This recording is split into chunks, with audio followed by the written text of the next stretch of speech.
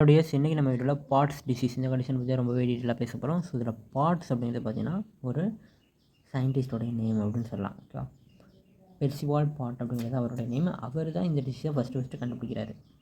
ஓகேவா, இதை நோட்டீஸ் பண்ணுறாரு. ஓகேவா, ஸோ நோட்டீஸ் பண்ணிட்டு இது வந்து டியூபர்குலோசிஸ்னால் வரக்கூடிய ஒரு ஸ்பைன் ப்ராப்ளம் அப்படிங்கிறத கண்டுபிடிக்கிறாரு. ஓகேவா, ஸோ இது பார்த்திங்கன்னா நமக்கு 1/5 of the TB population in இந்தியாவில், அதாவது 5 பேர் டியூபர்குலோசிஸ் எல்லாம் இருக்காங்க அப்படின்னா அதில் ஒருத்தருக்கு பார்த்திங்கன்னா இந்த பாட்ஸ் டிசீஸ் வரும்.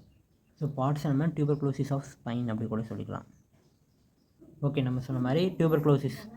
ஓகேவா, ஸோ டியூபர்குலோசிஸ் பார்த்திங்கன்னா நம்ம லங்ஸில் ப்ராப்ளம் வரும், அதே போல் மெனிஞ்சஸில் ப்ராப்ளம் வரும் அப்படின்னு பார்த்துருந்தோம். இப்போ நம்ம ஸ்பைன்லேயும் ப்ராப்ளம் வருது அப்படின்னு பார்க்குறோம். ஓகேவா, ஸோ இதோடைய ரிஸ்க் ஃபேக்டர்ஸ் என்னென்ன அப்படின்றத பார்க்கலாம். ஸோ யாருக்கெல்லாம் ஸ்பைனில் ப்ராப்ளம் வர அதிக சான்ஸ் இருக்குது அப்படின்னா மேல் நியூட்ரிஷன், அவங்களுக்கு நியூட்ரிஷன் கம்மியாக தான் எடுத்துக்கிறாங்க அப்படிங்கிறப்ப, அதே போல் அவங்க க்ளீனினஸை ஃபாலோ பண்ணல, பியூர் சானிடைசேஷன். ஸோ அந்த மாதிரி இருக்கவங்களுக்கு ஈஸியாக இந்த பாட்ஸ் டிசீஸ் வரலாம். அதே போல் ஓவர் க்ரௌடிங். ஸோ க்ரௌடுனால நமக்கு டியூபர்குலோசிஸ் ஸ்ப்ரெட் ஆகும் இல்லையா, ஸோ அதனால் நமக்கு இந்த பாட்ஸ் டிசீஸ் வரலாம். அதே போல் டிபி பேஷண்ட் கூட க்ளோஸ் கான்டாக்ட் வச்சுக்கிறது. அதே போல் நமக்கு இம்யூனோ டெஃபிஷியன்சி இருக்குது, டிபி இருக்குது பட் இம்யூனோ டெஃபிஷியன்சி இருக்குது அப்படிங்கிறப்ப நமக்கு ஈஸியாக பாட்ஸ் டிசீஸ் வந்துடும். ஓகே, இதோடைய பேத்தாலஜி நமக்கு டிபி ஆஃப் ஸ்பைன் பார்த்தோம் அப்படின்னா ஆல்வேஸ் செகண்டரி, இது வந்து ப்ரைமரியாக வராது. ஓகேவா, செகண்டரி அப்படிங்கிறப்ப இது பார்த்திங்கன்னா நமக்கு ஸ்பைனுக்கு எப்படி ரீச் ஆகும் அப்படின்னா பாக்டீரியா ரீச்சஸ் த ஸ்பைன் வியா ஹெமட்டோஜினஸ் ரூட். ஸோ பிளட்டு மூலமாக தான் ஸ்பைனை போய் ரீச் பண்ணுறாங்க. ஓகே, இதில் என்னென்ன மாதிரியான பிரச்சனைகள் வரும் டியூபர்குலோசிஸில் அப்படின்னு பார்த்தோன்னா பேராடிஸ்கல், சென்ட்ரல், ஆன்டீரியர். ஓகேவா, பேராடிஸ்கல் அப்படிங்கிறது ஸோ டிஸ்க்கு பேரலாக இப்போ 2 வெர்டிபிரல் பாடி இருக்குது அப்படின்னா இந்த ஏரியாவில் ஃபுல்லாக டியூபர்குலோசிஸ் வரும். ஓகேவா, ஸோ அதை நம்ம பேராடிஸ்கல் அப்படின்னு சொல்கிறோம்.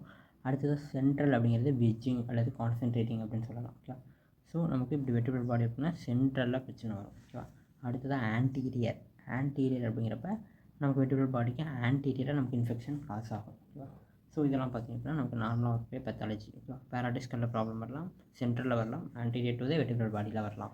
ஓகேவா, ஸோ இது ஃபஸ்ட்டு டிஸ்க் ஸ்பேஸ் பிளட்டு மூலமாக டிஸ்க் ஸ்பேஸை ரீச் பண்ணும்.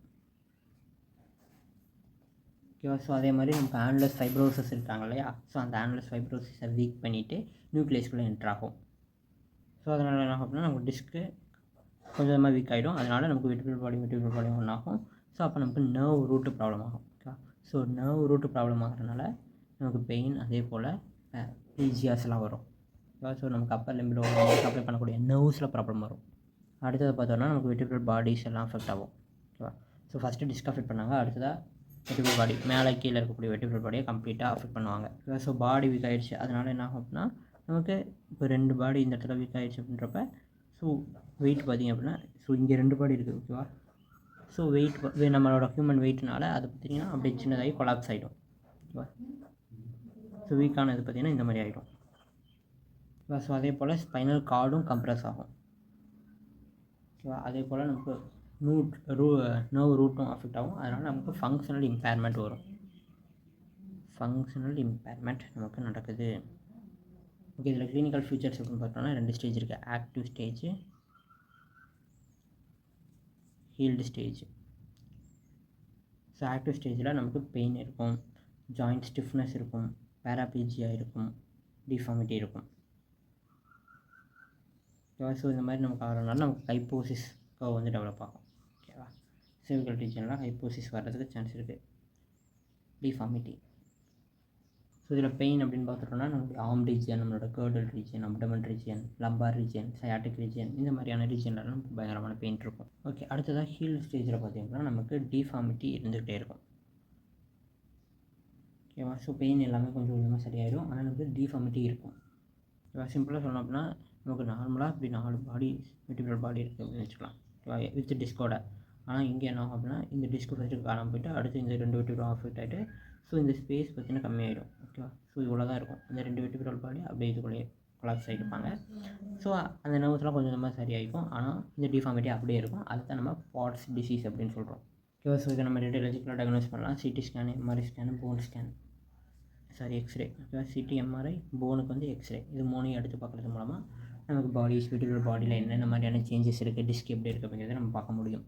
ஓகே, இதை நம்ம அப்ளை விட்டோம் அப்படின்னா நமக்கு பேராப்ளேஜியா, ஓகேவா, அதே போல் செகண்டரி இன்ஃபெக்ஷன், சைனஸஸ், இந்த மாதிரியான அதர் சிம்டம்ஸ்லாம் வர ஆரம்பிக்கும். ஸோ காம்ப்ளிகேஷன்ஸும் இதுக்கு இருக்குது. ஸோ இதில் நமக்கு மெயின் ஃபோக்கஸ் எங்கே இருக்கும் அப்படின்னா நமக்கு டிஃபார்மிட்டியை ப்ரிவெண்ட் பண்ணுறதுக்காக நம்ம ட்ரீட்மெண்ட் பண்ணுவோம். ஓகேவா? ஸோ இதுதான் ட்ரீட்மெண்ட்டோடைய கோல். ஓகே கைஸ், இன்னைக்கு நம்ம வீடியோவில் பாட்ஸ் டிசீஸ்னால் என்ன, அது நமக்கு எப்படி ஸ்பைனில் வருது அப்படிங்கிறத பற்றி ரொம்ப டீட்டெயிலாக பேசியிருக்கோம். டியூபர்குலோசிஸ் பற்றி கொஞ்சம் பேசியிருக்கோம். ஸோ அதே போல் அது ஓகே யார் யாருக்கெல்லாம் அதிகமாக வரும், ரிஸ்க் ஃபேக்டர் ஈஸியாக வரும் அப்படிங்கிறத ஈஸியாக பார்த்துருக்கோம். தேங்க்ஸ் ஃபார் வாட்சிங் கைஸ். டாட்டா.